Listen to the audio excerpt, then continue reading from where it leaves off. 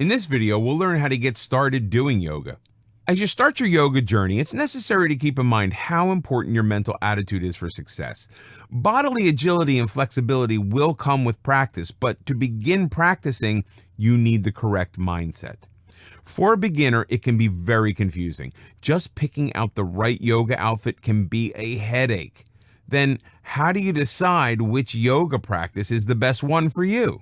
So, start by relaxing and consider the following your roadmap to successful yoga practice. Rid yourself of expectations. If you have viewed pictures of yoga poses and have decided that you could never achieve that type of agility, keep in mind that it undoubtedly took years, perhaps decades, for the model to get to that level. He or she was specifically chosen for his or her expertise. Yoga is not about achieving the perfect pose. It's about improved breathing and alignment, one step at a time, and the rest will follow. If you can't touch your toes, touch your knees instead. Toss any expectations you may have and start with an open mind. Yoga is non-judgmental. It is not a competition. Although with practice, you will naturally improve. Age and body shape are mental limitations and have no effect on your ability to begin yoga practice. If you are physically unable to do a particular pose, there are a dozen other poses you can master. Find the right teacher. As you've probably figured out in high school and college, the right teacher can make a huge difference in any class. If you don't feel motivated and inspired by your yoga class, perhaps the teacher is wrong for you. This doesn't mean the teacher is bad in any way, but he or she is not helping you meet your goals. Consider whether the teacher is teaching things that you need to learn. Regardless of how good the teacher is, if he or she isn't helping you meet your needs, look for another one. Your best friend may rave about her hot yoga class, but if this isn't for you, you need to keep looking for another class. Perhaps you want something less physical and more spiritual. There are plenty of yoga teachers out there, and one will be just right for you. Are you moving toward your goal? A good teacher will guide you step by step along the journey. If you feel at a standstill, perhaps the teacher is not for you. Can you ask questions? A good yoga teacher is available before and after class for his or her students and will listen and address individual concerns. If your teacher is not approachable, find one who is. Don't hesitate to ask your teacher about his or her training or philosophy. The best type of teacher is someone who views yoga as a continuous work in progress and is still studying with his or her own teacher. It's the yoga, not the outfit.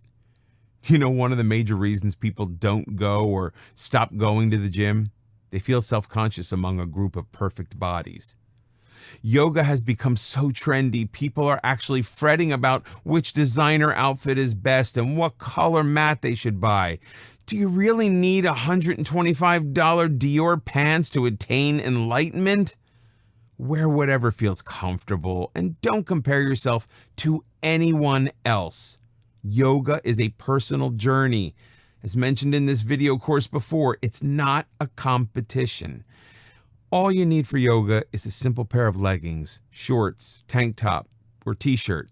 Seriously, you're not trying to make a fashion statement. The only thing you need to keep in mind is comfort. Special outfits are available for hot yoga. You'll want a yoga mat that lasts, so do choose a quality mat. It will be an excellent investment. Some yoga classes can cost up to $20. This can add up, but it shouldn't be a deterrent to get started. There are ways to practice yoga on a budget. The local YMCA, gyms, and some community centers frequently offer yoga classes at low rates. During warm weather, yoga groups may meet at local parks. When signing up for class, buy in bulk. Signing up for 20 classes at a time instead of the individual classes may get you a discounted rate. Some yoga studios rent mats and water bottles. They may only charge $1 or so, but the extra expense can add up. bring your own mat and bottled water from home. Some yoga studios offer karma yoga classes. These classes are free in exchange for doing some work at the studio, such as manning the front desk and cleaning up after a class. If cost is a concern, don't hesitate to ask about this option. Some studios will be happy to trade a class for a bit of service rendered. The best time to practice yoga. Handy excuse not to get started with yoga practice is time.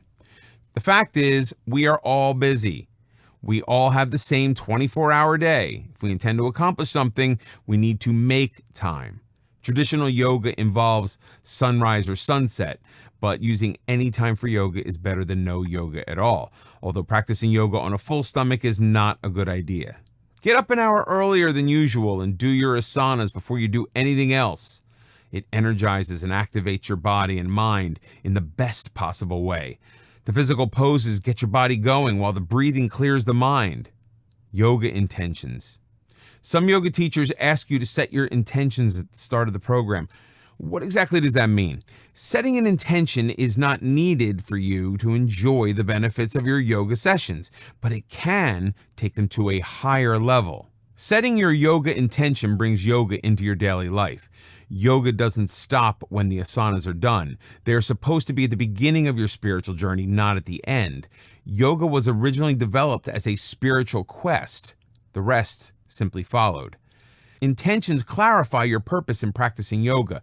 It focuses on a personal quality that you wish to improve or enhance. Perhaps you hope for greater patience, awareness, or compassion toward others. Maybe you wish to let go of past hurts. Make that real in your mind.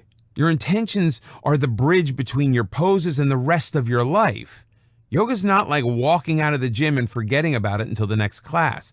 The mental practice should be part of your daily life. You will set your mind to make it real by keeping your intentions in focus. That is genuine spiritual elevation. Before you begin, talk to your doctor.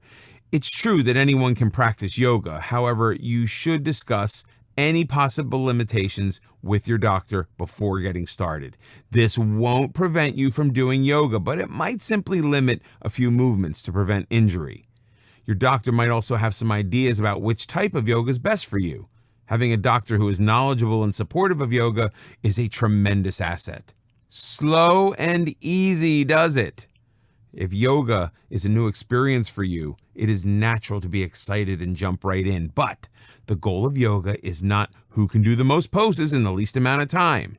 Yoga is a slow and deliberate process. Each session should be devoted to making poses easier. Work at your own level of comfort.